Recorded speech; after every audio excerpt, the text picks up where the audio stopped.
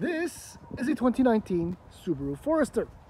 Base price for the 2.5i is $27,995. Right away, if you are in the market for a compact crossover with all-wheel drive, the base 2.5i actually turns out to be one of the better value-packed bargains if all-wheel drive is a priority for you.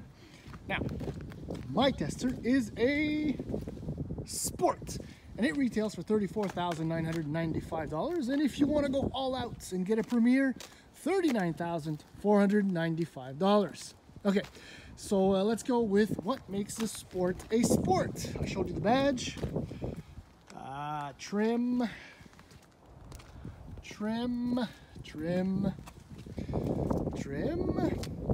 all these 18-inch wheels. What's important to note, I guess, this is the first one to get dual piston calipers in the lineup up to the Premier. Oh yeah, and you get vertical LED fogs and more trim. So it's looking like it's all about trim. We're not quite done with that yet. There is one element that I will bring up once we get behind the wheel and go for a spin. Okay, well, the Forester is one of the most user-friendly, spacious, and family-friendly, I should say, SUVs in its segment. And here's proof of that. 1,000 liters of trunk, easily accessible, fairly low lift over, plenty of room for everything. Power hatch is a nice touch, included in the Sport. All right, so the rear bench, occupied with my children's seats, could potentially fit someone in the middle there, but what's important is the amount of leg room. So my son can't kick the seat back here because of the distance. This is my driving position. I'll show you that a little bit more. So very nice back seat. Okay, well, as far as trim is concerned, when we're talking about trim, there you go. Sport contrast stitching, trim accents. These seats are nice. More trim accents. I think you get the idea. So let's start her up.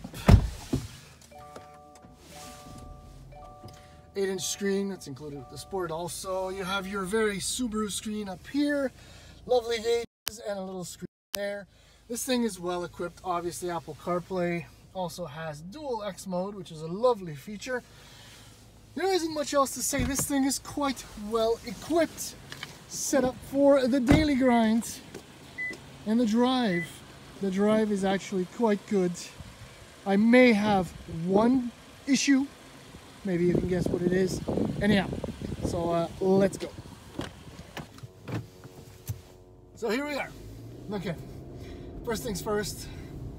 The Subaru Global Platform. Mwah.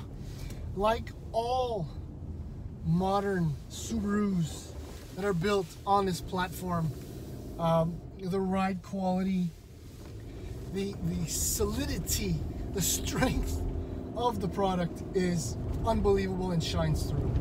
And there's one element that applies to all manufacturers that have modular. Look at my camera's shaking. That's what I'm getting at right now. It applies to all manufacturers that have these global platforms. Subaru does something differently. They tune the chassis, the suspension, in a very, very different manner. Historically, Subarus were known for their long wheel travel suspension because they were rugged-ish vehicles. And that is really, really back in 2019 in the Forester. The suspension has long travel, right? So we can go over, that's actually a lot worse than it looked on screen. The proof is you have to drive it to really, really understand what I mean by the suspension's level of compliance and give.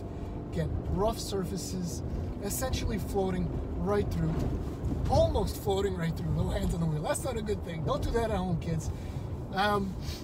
It's amazing. These are ruts from ice, from all kinds of inclement weather conditions that we go through every year in Quebec. And I think that the Forester is the best adapted to our horrible roads. It's just unbelievable.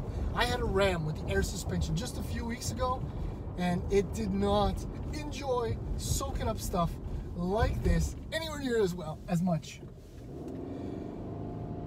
Does it handle? Yes. Does it understeer? Yes. Typical Subaru.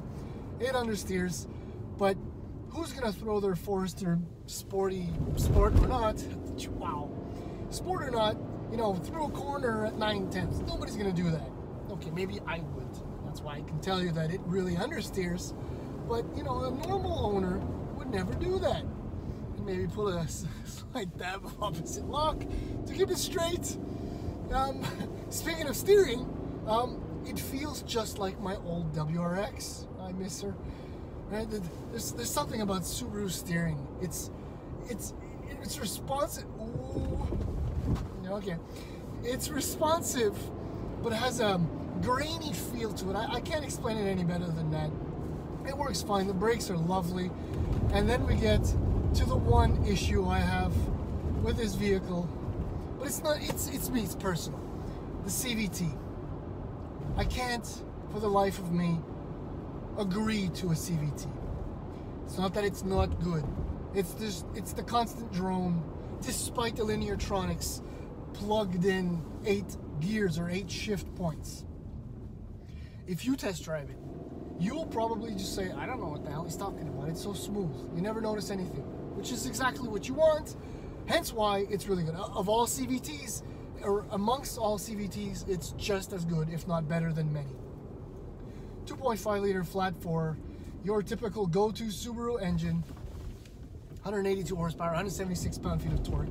It won't make it fast, but it's a little bit noisy, but that's so flat 4, which I kind of miss again. Anyway, oh, and what the other thing that makes a sport, SI drive button. Oh, start-stop kicked in. It makes everything a little bit sharper, right? But you're not going any quicker. You know, like if you want to pass on the highway, it'll hold the gear a little bit longer. I'm gonna guess 99% of people who buy a sport will be for the accents to be a little bit different, and will probably never play with the button.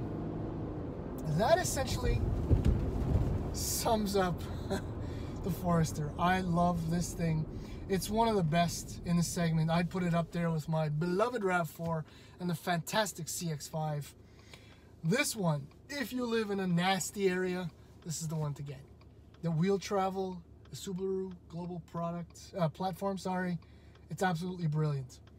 If anything, I'd probably just skip sport and go up a notch or go down a notch to a limited or something, unless you like the orangey accents. But that's it. This is a brilliant, brilliant vehicle.